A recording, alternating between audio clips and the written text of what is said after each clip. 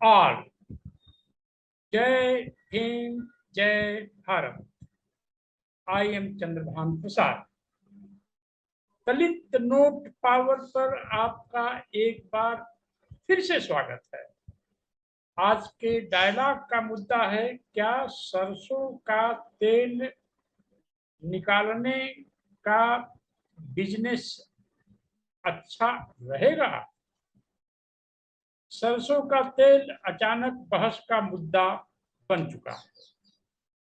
इसके दाम बढ़ रहे हैं, एक वजह ये है, और कुछ लोग शुद्ध सरसों के तेल की तलाश में हैं।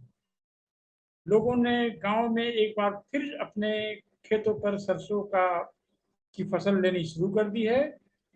तो इसका अर्थ यह हो गया कि सरसों पेरने वाली मशीन की भी जरूरत अब बढ़ती जा रही है।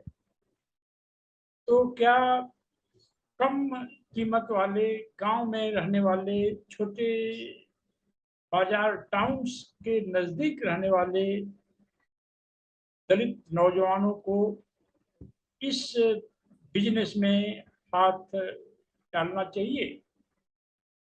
क्योंकि आने वाले 2050 तक दलित एक भयानक आर्थिक संकट में गिर जाने वाला है। इस विषय पर डायलॉग करने के लिए हमारे साथ विशेषज्ञ अमिताभ मेश्राम साहब एक बार फिर से हमारे साथ जुड़ चुके हैं। स्वागत है मेश्राम साहब। तो कृपया सरसों पेरने की मशीन के बारे में, इस बिजनेस के बारे में विस्तार पूर्वक बताइए। बिल्कुल। जय भीम सर, जय भारत। जय भीम, जय भारत। जो आज का मुद्दा है, ऑयल मिल, तो ये बहुत पुराना चल रहा है। टेक्नोलॉजी भी बहुत पुरानी है और इसमें अभी नया भी टेक्नोलॉजी में काम होता है। मगर हम अभी स्मॉल स्केल की बात करते हैं। सरसों का तेल या उसके दूसरे जो भी तेल है, जिससे भी सीड में से तेल निकलता है, जो वेजिटेबल तेल हम कर रहे हैं, डेली की कुकिंग में जो यूज हो जाता है, उसको अपन प्रोसेस कर सकते हैं स्मॉल स्केल पे, है ना। इसके लिए तो आपको के पास थोड़ी भी जगह होगी, थोड़ी भी जगह बोले तो 4x4 की जगह भी होगी, तो भी आप काम कर सकते हो। मशीन उसी जगह में आ जाती है। अब जो भी वेजिटेबल ऑयल होता है सीड का, उस वेजिटेबल ऑयल को प्रोसेस जब करना होता है, इसमें तीन मेन प्रोसेस होती है। एक कोल्ड प्रेसेस होती है। कोल्ड प्रेस बोले तो एक स्क्रू से मशीन होता है, उससे आप ऑयल निकाल सकते हो। दूसरा है वुडन। वुडन में प्रेस करके कोई भी सीड का ऑयल निकाल सकते हो। तीसरा होता है सॉल्वेंट प्लांट, जो बाकायदा पैकेट में आता है, बड़े बड़े कंपनियां जो बेच रहे हैं उनका सॉल्वेंट प्लांट होता है। अब तीनों प्लांट का डिफरेंस में ये होता है, तीनों प्लांट से ऑयल आ जाते हैं। सॉल्वेंट प्लांट की अगर बात करें तो वो थोड़ा केमिकल बेस हो जाएगा, थोड़ा उसका प्रोसेस अलग हो जाता है, उसमें प्योरिटी या जो कंटेंट्स आना चाहिए, जो दो कोल्ड प्रेस या वुडन प्रेस में आता है, वो कंटेंट्स उसमें मिस हो जाते हैं, उसमें ब्रेक हो जाते हैं, उसके पैरामीटर्स चेंज हो जाते हैं। तो आज का मुद्दा ये है कि आज के डेट में कोल्ड प्रेस और वुडन प्रेस, इसका डिमांड बढ़ते जा रहा है। देखिए, आप बड़ी बड़ी कंपनियां भी आ रही है, डाबर जैसी कंपनियां भी आ रही है कच्चा घानी का तेल लेके। ऐसी जेमिनी आ रही है कच्चा घानी का तेल लेके। तो क्यों ये डिमांड बढ़ते जा रही है? क्योंकि आज के डेट में लोग हेल्थ अवेयरनेस हो चुके हैं। जितना विटामिन प्रोटीन जितना भी तेल में पैरामीटर्स होते हैं, वो कच्चे घानी के तेल में बहुत अच्छे से रहते हैं। बिकॉज इसका जो हम प्रोसेस टेम्परेचर रखते हैं, वो 40 डिग्री के या 50 डिग्री के ऊपर नहीं जाने देते। जो भी पैरामीटर्स अगर हीट के वजह से ब्रेक हो जाते हैं या प्रोसेस में ब्रेक हो जाते हैं, उससे तेल की जो क्वालिटी है वो कम हो जाती है। क्वालिटी बोले तो हम पैरामीटर्स के हिसाब से बात करते हैं। अब क्या हो जाता है, कोल्ड प्रेस अगर आप ले लेते हो, कोल्ड प्रेस की मशीन आप ले लेते हो, तो ये बहुत कम इन्वेस्टमेंट में स्टार्ट हो जाएगा। इसमें ज्यादा पावर लगना नहीं है, कोई कोई ज्यादा आपकी मेहनत नहीं, कोई टेक्नोलॉजी नहीं लगानी है। आप स्ट्रेट फॉरवर्ड ये बिजनेस स्टार्ट कर सकते हो। अगर वुडन प्रेस में है, जैसे सर ने आप मुझे उस दिन मशीन का एक वीडियो भेजा था, वो हम वुडन प्रेस में कैलकुलेट करते हैं, उस मशीन को लेते हैं वुडन प्रेस में। वुडन प्रेस में मशीन में क्या होता है कि बाहर का जो वो होता है, जिसमें आउटर बॉडी होती है मशीन की, वो वुड से बनी होती है। और जो इनर बॉडी होती है, कई कई जगह आपको वो वुड से भी मिलेगी, या कई कई जगह वो एक मट्टी का ये आता है, जिसमें आप बोल सकते हो हार्ड एक पत्थर होता है मट्टी का, उसमें से बनाया जाता है ताकि वो उससे प्रेस कर सके। वुड में होने के वजह से सबसे बेनिफिट ये होता है कि जब आप उसको ग्राइंड करते हो तो एक टेम्परेचर जो होता है वो टेम्परेचर इंक्रीज जल्दी नहीं होता। अब जैसे कि अब हम हमारे घर के आटा चक्की, सॉरी, घर के अगर मिक्सर में अगर कोई चीज घुमाते हैं, थोड़ी देर के बाद वो मिक्सर का जो पॉट होता है वो गर्म हो जाता है। क्यों गर्म जल्दी हो जाता है? क्योंकि उसमें स्टेनलेस स्टील मटेरियल यूज होता है, उसकी जो प्रॉपर्टी होती है थोड़े बहुत जल्दी वो हीट पकड़ लेता है। मगर वुड प्रेस जो मशीन होती है ऑयल निकालने की, वुड को गर्म होने में, जलने में, या उसका जो टेम्परेचर है उसको बहुत समय लगता है। कोई भी चीज का आप अगर ऑयल निकालने जाएंगे, उसको वुड प्रेस करोगे तो कम से कम 1.5 से 2 घंटा, 3 घंटा भी लग सकता है। आपका मटेरियल, रॉ मटेरियल आप इसमें डाल रहे हो कैसे टाइप का डाल रहे हो, तो उसमें कितना मॉइस्चर कंटेंट, उसके हिसाब से। अब 3 घंटा कोई मशीन एक दूसरे से घिसते रहेगी तो टेम्परेचर इंक्रीज हो जाएगा। अगर टेम्परेचर अगर आप वो एमएस का लोगे तो टेम्परेचर बहुत जल्दी इंक्रीज हो जाएगा। बहुत जल्दी टेम्परेचर इंक्रीज हो जाएगा तो जो आपके पैरामीटर्स आज के डेट में आना चाहिए वो डेट में आते नहीं है, आएंगे नहीं तो उसकी क्वालिटी बन नहीं पाएगी। इसलिए वुडन प्रेस को लिया जाता है। अब वुडन प्रेस का टेम्परेचर ज्यादा बढ़ेगा नहीं तो आपको सारा पैरामीटर्स वैसे का वैसे मिल जाएंगे। सिमिलर स्क्रू प्रेस में होता है। स्क्रू प्रेस अभी ये एमएस बॉडी वाला होगा, मगर उसमें एक स्क्रू होता है। स्क्रू बोले तो जैसा अपना नट देख लिए हो गया आपने, तो एक नट और बोल्ट होता है, उसको जैसा अपन स्क्रू करते हैं उस टाइप का प्रोसेस होता है। जो नट का ग्रू होता है उसमें ये आपकी सीट जाती है और वो इतना कॉम्पैक्ट प्रेस कर देता है कि ऑयल निकल जाता है। इसको भी कोल्ड प्रेस बोलते हैं, क्योंकि कैसा है, इसमें जो प्रोसेस होता है वो स्पीडली ऑयल निकल जाता है, तो मटेरियल्स गर्म नहीं होते। ऑयल जो फॉर्मेशन होता है वो 40 to 45 डिग्री टेम्परेचर के नीचे में होता है। अब आते हैं अपन कि इसकी डिमांड कैसा बढ़ रही है हर जगह में ऑयल। आज के डेट में आप देखिए, लोग हेल्थ कॉन्शियस बहुत हो गए हैं, लोगों को हार्ट की प्रॉब्लम्स बहुत हो गई। जो ओरिजिनल ऑयल होता है उसमें कोई पैरामीटर्स या कोई एक्स्ट्रा एडिशन नहीं आ जाता है, कोई केमिकल प्रोसेस नहीं होता है, कोई किसी का रेसिड्यूज नहीं होता है। एज इट इज सीड जो होता है, सीड का जो ओरिजिनल ऑयल होगा, जितना परसेंट उसका यील्ड होगा उतना ही निकल के डायरेक्ट आपके टेबल या वेजिटेबल ऑयल में आ जाएगा। तो इसमें क्या होता है, बस दिखने में इसका जो होता है, ये दिखने में थोड़ा गाढ़ा लगेगा, इसका डेंसिटी थोड़ा ज्यादा होता है, इसका विस्कोसिटी थोड़ा ज्यादा होता है। इसके वजह से ये आपको थिकनेस देगा। इसका आप बॉइलिंग पॉइंट इसका थोड़ा ज्यादा होता है, जब आप घर में इसको तेल में गर्म करना चाहोगे तो ज्यादा होता है। मगर इसमें वो जो भी सीड आप प्रोसेस करोगे उसका अरोमा, उसका जो सेंट होगा वो एज इट इज आपको मिलेगा, उसके जो कंटेंट्स होंगे वो एज इट इज।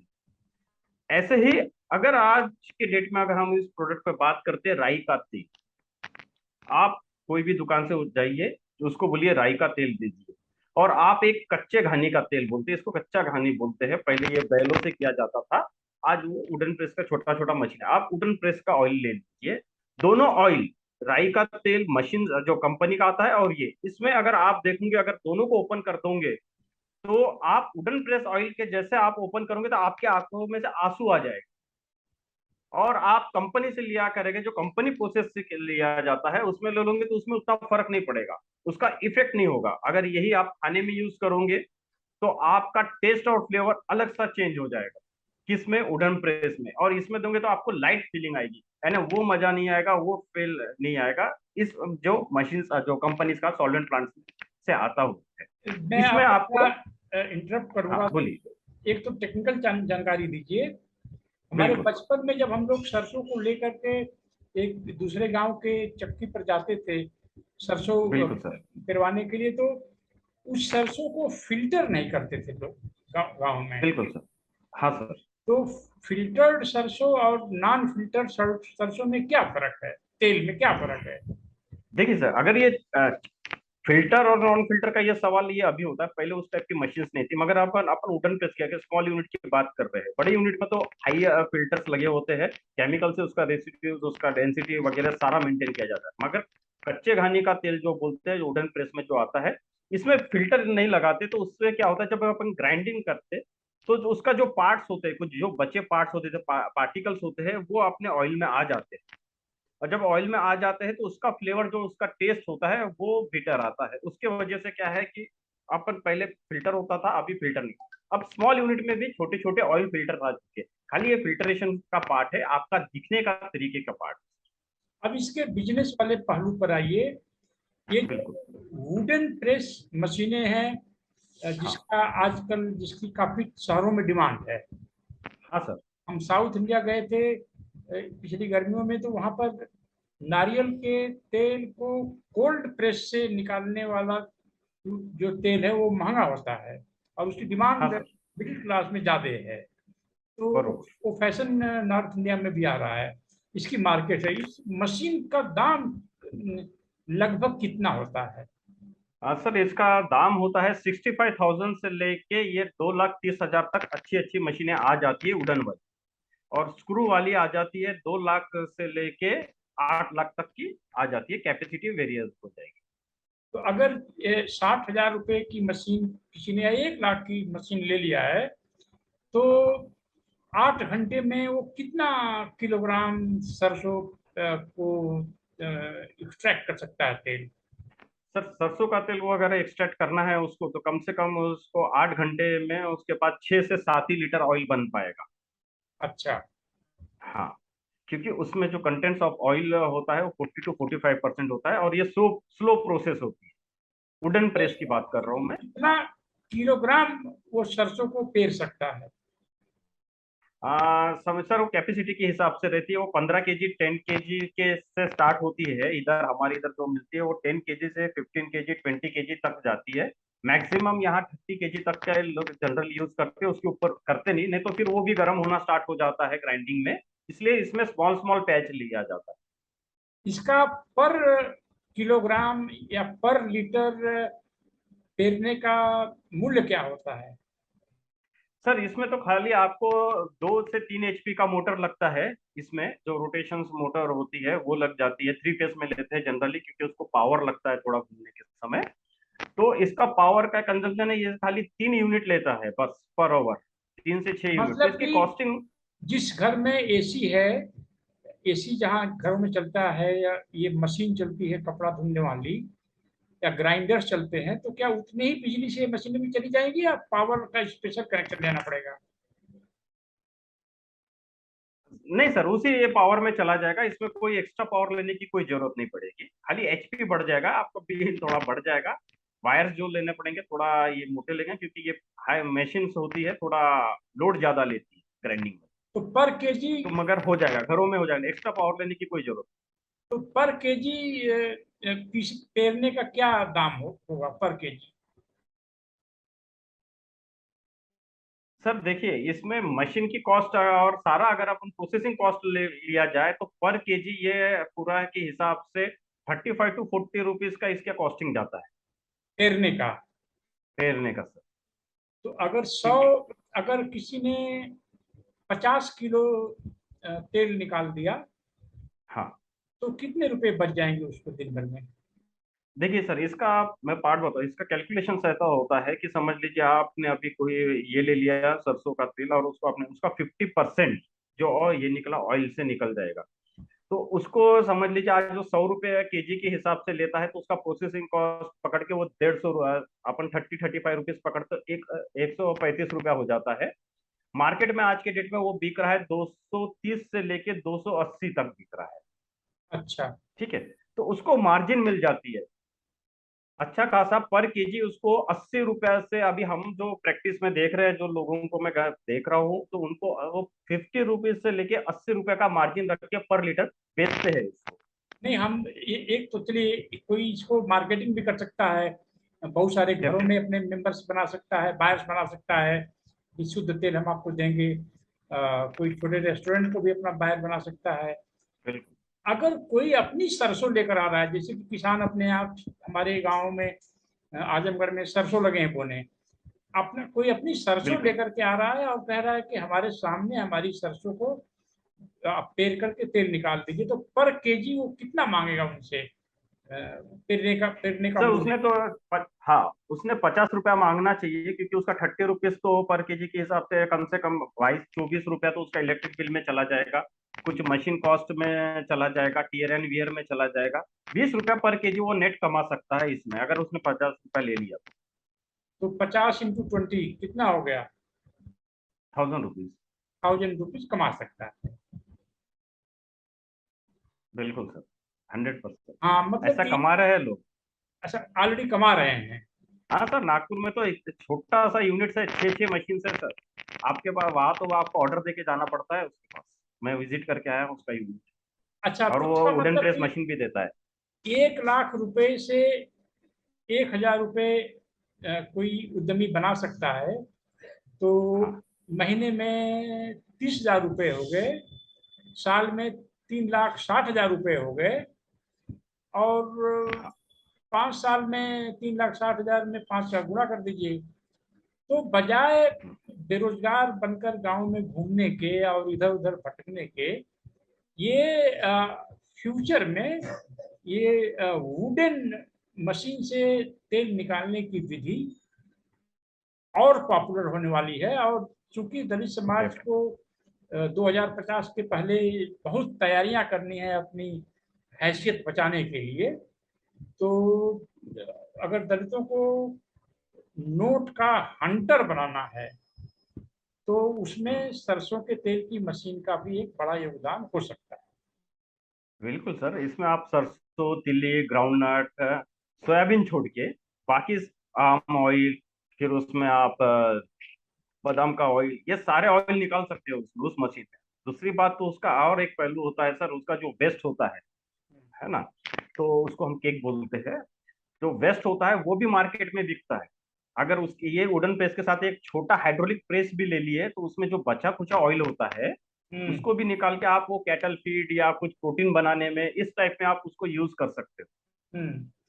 तो यानी कि अगर 1,000 दलित युवक उत्तर प्रदेश में ये मशीनें लगाते हैं 1-1 लाख रुपए वाली, तो 1,000 युवक 10 लाख रोज अपने परिवारों में लाएंगे। डेफिनेटली सर, 100%, और ज्यादा भी और लाएंगे। 30 दिन में ये हो गया 3 करोड़ रुपए। डेफिनेट। हैं? तो अगर बिल्कुल। मान लीजिए कि 10,000 दलितों ने उत्तर प्रदेश में ये मशीनें लगा ली, तो 3 करोड़ में अगर हम 10 से मल्टीप्लाई कर दें, तो ये हो गया 30 करोड़। 30 करोड़।